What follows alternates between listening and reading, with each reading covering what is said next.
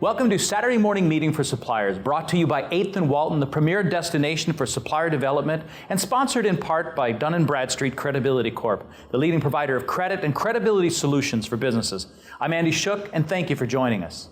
The US Hispanic population is growing, and it's growing quickly. By 2050, it's estimated to triple in size and account for nearly 30% of the population. But what's more interesting is this population's buying power. Right now, it stands at $1.2 trillion. Just imagine what it'll be in 2050. Today's focus is the Hispanic shopper. Our guests, industry leaders within the multicultural population, share some insider secrets on how to develop your retail strategy accordingly. Later in the show, you'll also learn how a Northwest Arkansas network of executive women coordinates with the LPGA. But for now, let's start our Hispanic shopper conversation with Erin Conrad, director of Colectiva Latina.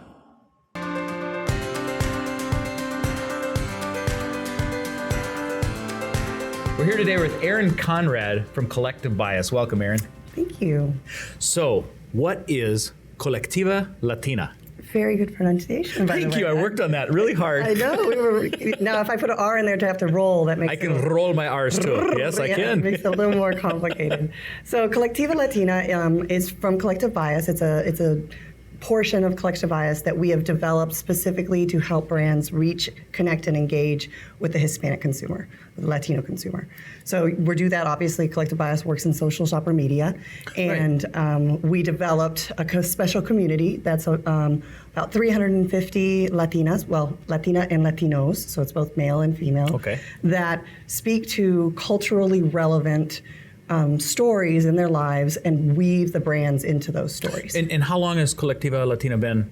It's about a year and a half, so it's relatively new. Why start it? What was the reasoning? Well, so I'm sure you've heard that the Hispanic market's like growing. I have heard that, expanding, yes. And right now we're at 17%, but within the next 5 years we're supposed to be over 20%, and 2050, we're supposed to be the majority, not the minority. So it's kind of like brands realize I better get on this train now before it leaves.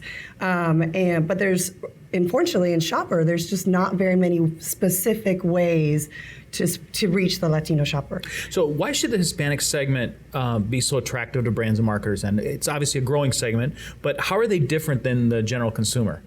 So Hispanics shop differently, right? And they also consume differently. So the Hispanic shopper spends more, their basket is actually larger than the general market. Really? When they go shopping, yeah. So they shop the store very differently. Fresh is really, really, really important. Meats, produce, dairy, all of that is first on their list, and they take care of it first. And then they also shop with their families. So what we call Pester Power is very, and when I say families, I don't mean like they just take the kids. I mean, everybody together Sunday goes, abuela, tío, like we all go together to the grocery store. Really? And, do kind of like separate, and some people go grab certain things, but all together. And so Pester Power is really, really important. Kids have a lot of pull. Then how are you reaching and targeting this segment?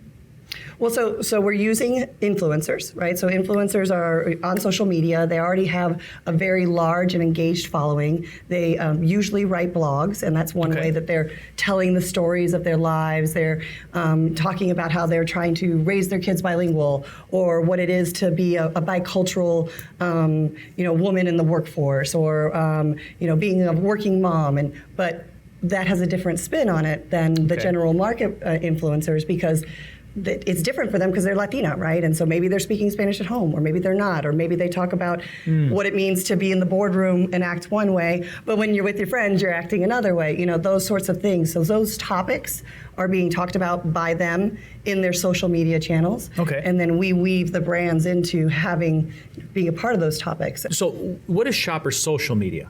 So shopper social media is the way that we are able to reach the shopper through social before they get to the store, right? And so we're able to engage and connect with them in their path to purchase, but as that path to purchase is happening. Well, and I think this is really important with Walmart, right? with EDLP coming into play, Right. Not being able to spend as much money at store level, it's Right. important to be able to spend it outside?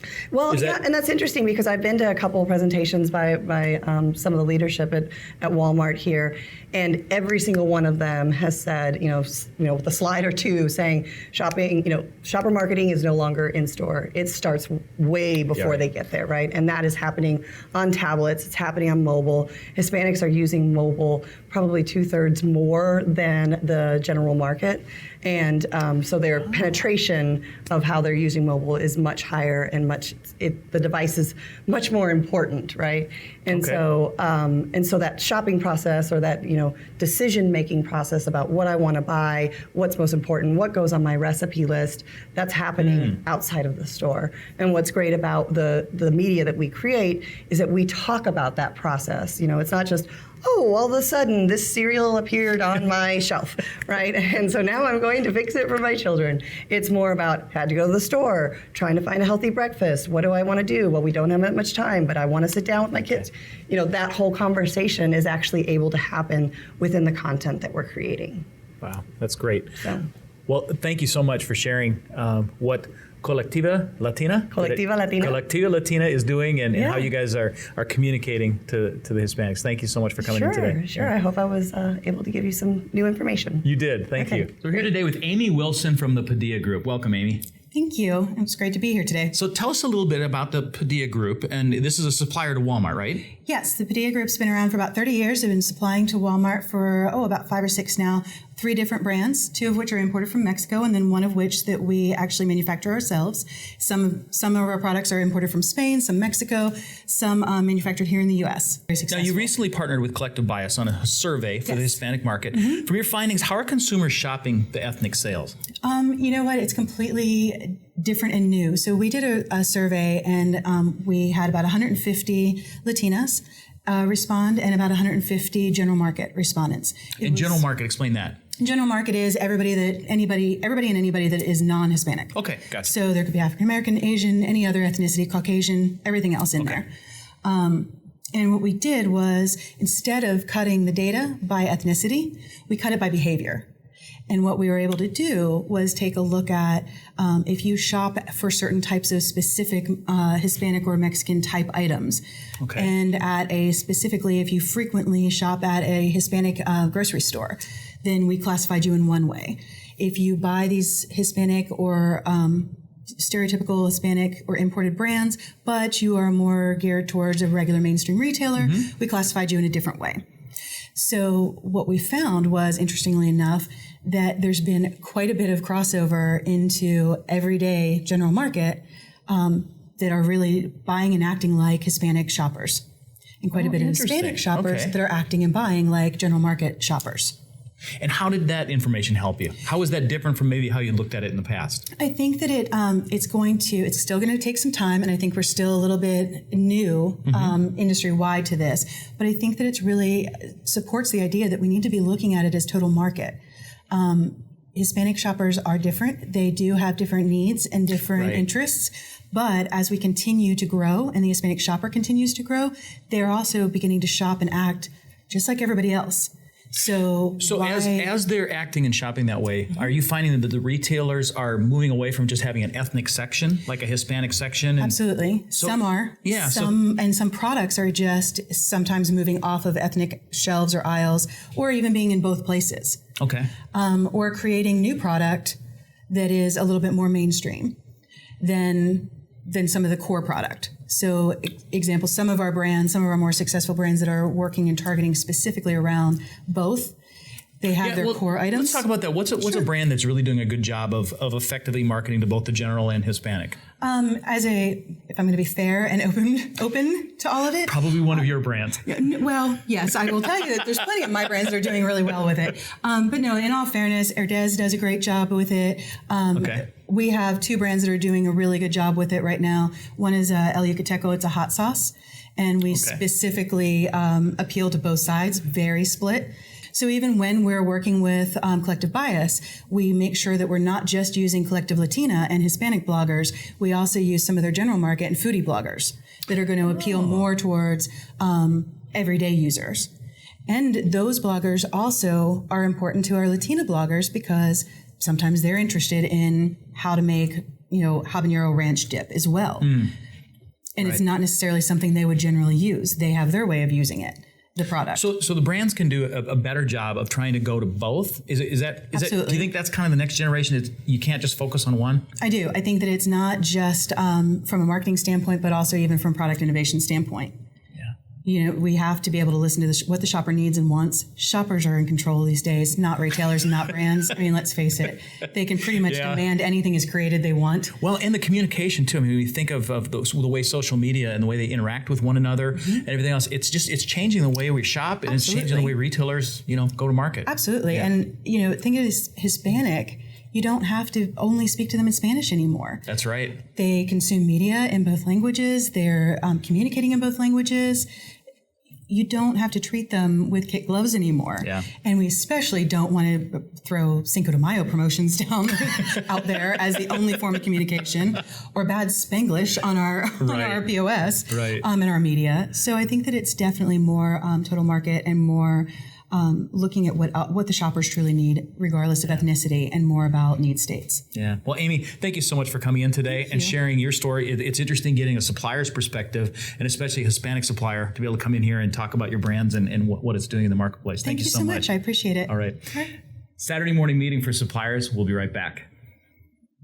Mach 1 Financial Group has moved to Bentonville. Now we're easier to find and even better equipped to assist you with your financial needs. Visit us at our new location, 408 North Walton Boulevard, and check out our state-of-the-art Lunch and Learn conference room. Bentonville Plaza, across the street from the Walmart home office. The best office location offers proximity and services like no other business complex in the area. Call 479-200-1112 today. K-Stack, the leader in collaborative retail consolidation programs. We offer the supply chain expertise needed to navigate the challenges of selling products with the world's largest retailers. And we provide customers with a customizable, scalable, environmentally sustainable supply chain with the same advanced technology typically used by larger rivals. By leveling the playing field, K-Stack lowers distribution costs and increases overall margins. K-Stack, retail logistics is what we do. GigWalk is transforming how work gets done. As the leading mobile workforce management platform, GigWalk provides companies with mobile tools and a data-driven approach to improving business efficiency. Leading brands and retailers use GigWalk to manage their field teams and to mobilize 750,000 GigWalkers to collect data intelligence about their business and brands. Are the shelves stocked? Are my products priced competitively? Are the correct promotions in place? Visit us at gigwalk.com to learn more. GigWalk, make work better. 8th and Walton can help you become a smarter supplier with webinars and classes, services like custom training, consulting, HR solutions, and staffing. Visit www.8thandwalton.com to find out how you can become a better partner to Walmart. Sales analysts, build your skills fast with 8th and Walton's core classes. Order them together and save 10%. Go to 8thandwalton.com/classes now.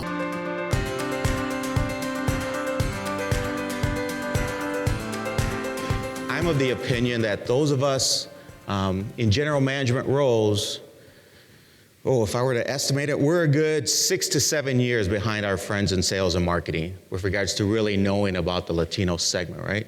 Because if you think about it, our friends in sales and marketing, when they want to connect with more Latino consumers, they do the research, they segment our population. They know that if you want to sell to my dad, you do this, this, and this. If you want to sell to me, you do something different. If you want to sell to my boys, something totally different, right? Because they know that much about us. We really need to learn a little bit from the playbook of our friends in sales and marketing to say, hey, what more do we need to know about the Latino and Latino professional that might help us more effectively target our messaging, our recruitment advertising, and our employment brand from a perspective of an employer, right? We need to do more of that, and we can help close that gap because you'll be amazed how much we don't know about this segment yet. And what I would encourage you to do, when you're looking at your Latino talent programs, is to say, hey, before you start talking about your Latino talent acquisition, your recruiting initiatives, before you talk about retention, before you talk about the Latino, how do we accelerate their development, you need a more foundational base of knowledge. It includes things like Latino best practices. And then I also think it's important to understand what's trending in the Latino community, because there's some things right now with regards to the with the Latino professionals and our experience in corporate America that is shifting. And we as employers, we as corporate citizens, we need to understand what those shifts are so we can better create programs that will help these folks who are going to be the future of our workforce, right? Make no bones about it, people. The workforce of the future is going to have an increasingly Latino identity, right? It just will. So those of you who understand that and get ahead of that curve are going to have that competitive advantage. And not to scare any of you, but having worked with some companies that I consider are doing this and have really sophisticated and rigorous Latino talent management programs, they're starting to pull away from the rest of you who don't. In that gap, you run the risk that pretty soon they're over-indexed on their ability to hire top Latino talent. And if you don't start closing that gap, pretty soon it's going to be too big for you to be able to close it. I said, well, do you know what the difference between term Latino and Hispanic is? No. Do you know what the average age of Latinos are? Nope, don't have a clue.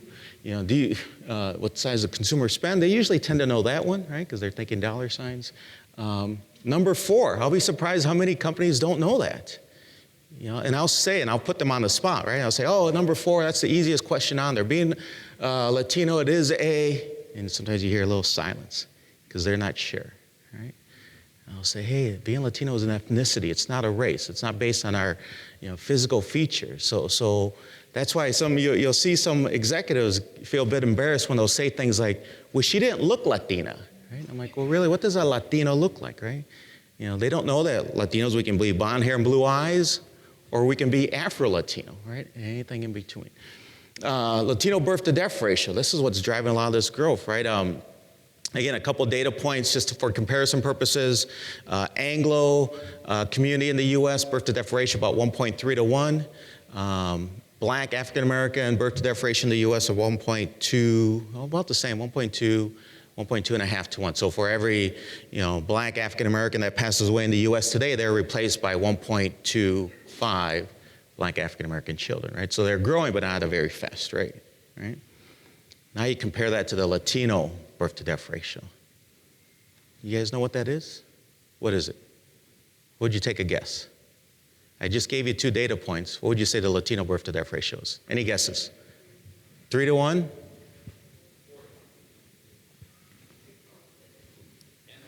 8 to 1. For every Latino right now that passes away in the U.S., they're being replaced by 8 Latino children. So joining me today is Azu Denton of 8th and Walton. Welcome, Azu. Thank you. So today we're talking about the Hispanic shopper and this huge market potential that's there. Mm-hmm. Now, I'd imagine that you learned quite a bit when you were at Walmart, and you've also worked with a number of different suppliers in Hispanic marketing. Tell us a little bit about that, about your experiences. Well, I worked with several suppliers, different categories, from food to cosmetics to electronics, and I can tell you that doing research, how we best sell our products, there's huge differences between the Hispanic customer and the general market customer. And so how big is the Hispanic market? It's $1.2 trillion. So if you want your fair share, you really need to do your research. Wow. Now, do all products kind of fit into that, hey, my product is a Hispanic product? Can everyone say, hey, I need a piece of that pie?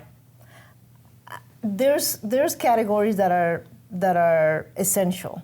Okay. And some of those are beauty, of course. Okay. Baby is huge. Electronics is huge. Mobile is huge. There's others like home, apparel, and other categories. So, Azu, what are the differences between the Hispanic shoppers and what you would call the general market shopper? So one of the surprising things about the Hispanic customers is they will spend $1 more on a product. They'll spend more. More on a product that performs its function, that they trust, that they care about, than general market. General market will spend $1 less and buy something that is fairly inexpensive.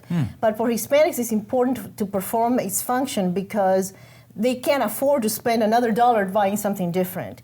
So that's the difference. Quality is everything. Quality, Right. so not quality, but value is everything.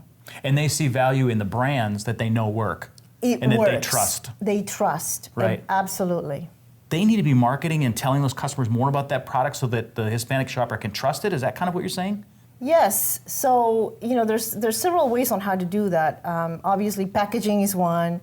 Understanding like the color shades in cosmetics. You cannot use blush. You need to use a certain tones. So even at the product level, you have to introduce new products to be able to serve those customers. So it's an opportunity for suppliers for sure. And what's surprising about this market? What's the most surprising thing? Well, I think what surprises you is, for example, if you look at their income, they're behind general market. Okay. But if you go to their home and open the cupboards and look what they're shopping, there is actually branded products.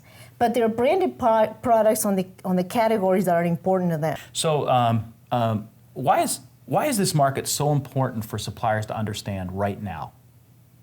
Okay. The reason they need to understand it now is because over time, from here to 2060, the population is going to be mostly multicultural. So those differences are going to be huge because the suppliers need to meet the demand. So there's going to be demand for new products, services, and they need to start now to try to figure it out in understanding that multicultural customers, Hispanic customers, versus general market. And how to advertise and to market and to bring awareness of those products. Yes. And get Hispanics to start buying their products now. Yes. Yeah. So if you look at the worth of a customer, Hispanics are number one because they are younger, their household size is bigger, and then the span of life. So for that reason is the reason that Hispanics are so. You should really try to focus on how to bring them bring them in. Yes. So if people have further questions about this, if suppliers are looking for some other questions on this, other opportunities within the market, how can they get help? Okay, within 8th and Walton, we do training, but we also do consulting one-on-one. Okay. So we have blocks of times, and we have experts that have worked at Walmart and at the supplier community, and we have a wealth of knowledge within 8th and Walton. So that someone could get a hold of you at 8th and Walton and find out some more information about this then? Yes, Yeah. absolutely. Great. Well, Azu, thank you so much for sharing your insights on the Hispanic shopper and marketing. We really appreciate you coming in today. Thank you. Thank you. Saturday morning meeting for suppliers. We'll be right back. Retail Solutions is the market leader helping advance reporting and analytics with Walmart suppliers around the globe. We manage the data for you, automate data integration, attribution, and reports, and then help you focus on activities that will drive the most value. To do this, RSI works with you to perform a business value assessment to identify the largest value opportunities in your business. If improving results in sales through better insights and execution and efficiencies are important to you, contact RSI today. Bentonville Commerce, less than 1 mile from the Walmart home office. You'll love the convenience, amenities, and customized options Bentonville Commerce offers. For more information or a tour, call 479-200-1112 today. My colleagues and I were lucky enough to have a custom course put together for us by 8th and Walton and Iris, our instructor. It focused on all the different aspects of what an analyst might need from retailing to work with Walmart. I think what surprised me most is that there were so many things that I had not been using in Retail Inc. that would be valuable for me and that I hadn't attempted to use yet. And also just some tips and shortcuts. Iris has a lot of experience, and she knows how to help you find things that are going to help you do your work.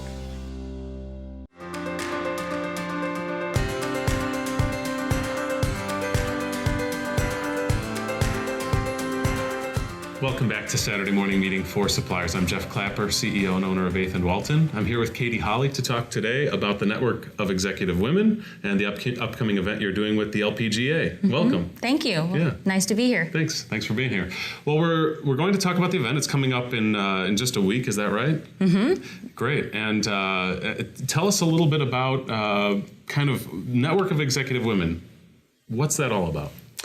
Network of Executive Women is an organization that was established in 2001, and now we have over 9,000 members nationally. We represent over 750 companies, and it's really meant to give an opportunity for women to succeed in retailing and in the CPG environment. Great, which is obviously a big part of Northwest Arkansas. Exactly. Great. You know, I attended an event not too long ago at the AMP. It was a really fun group of people. Yeah. It's a great group. I mean, I was laughing before I was even done checking in, and just met some really neat, smart, fun people. So the women of New are some of my best friends in cool. this area because we all have that common bond of either caring for our family, caring for children, adults, our aging parents, and yet we work and we work hard, and especially in this area, and we all have that common bond. And so they're just a great group of women. In fact, I came home from that event and I told my wife, you need to get involved in this. This is really cool. Yes. Yeah, that's great.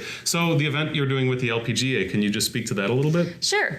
So every year now we sponsor, it's sponsored by Kimberly Clark, our signature event, and it's held at the John Q. Hammond Center on Thursday, June 25th, and it's a breakfast event. It begins at 7:30 in the morning, and it's an opportunity. It mixes our networking, which is our purpose of networking and engaging with others in the community, but then it has this great program that is learning from senior leaders in retail and CPG.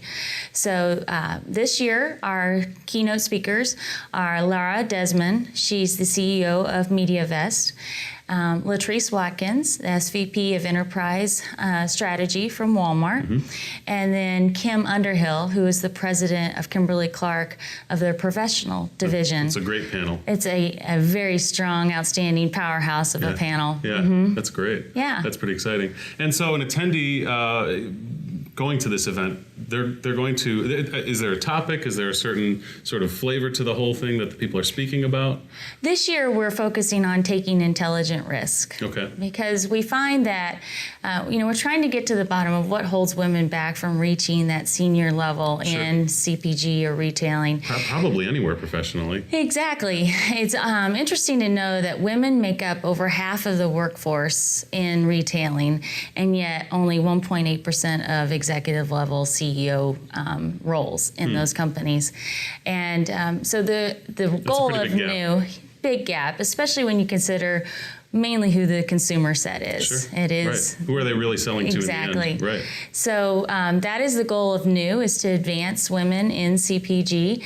Their mission is to make it a better, stronger community with the insights and diversity in our teams. And any other surprises or sort of things that make this event even more unique, I guess? Well, it is our signature event, and when I say signature, it's our largest event. So it's our largest learning event that we hold throughout the year. There will be around 450 to 500 people in attendance. Wow. So it's a large event. The energy is it's very much alive. And at 7:30 in the morning, it starts. We're there very early setting up. But the unique opportunity is this connection with LPGA, and that all of the women empowerment opportunities that are going on in this area really come to life that week with the LPGA event. And we even have Morgan Pressel, who is an LPGA player. She's set to come on the stage and visit with the team as well, with the group. That's neat. And it's cool to get that outside inspiration too, not only professional women in an executive role, but other women who've excelled in professional sport. In their profession, right? That's cool. And I mean, to the highest rank, right? Exactly. Yeah, that's great. Well, thanks for taking the time today. We'll put some information up on the screen for people who want to know more about it, and I'm sure would love to see them at the event. That would be great if they would go to newonline.org and register for the event, the Northwest Arkansas event on June 25th. That would be great. Perfect. Thank you. All right. Saturday morning meeting for suppliers. We'll be back shortly. Our thanks to all of this week's guests. Every month, we'll bring you another important retail initiative and guests who can shed some light on important topics and help you align your strategy appropriately. Just like everything coming from 8th and Walton, Saturday Morning Meeting for Suppliers strives to help you become a better partner to Walmart. Gracias por estar con nosotros. Our guests enjoy staying at the 21C Museum Hotel and hosting dinner, meetings, and product launches there.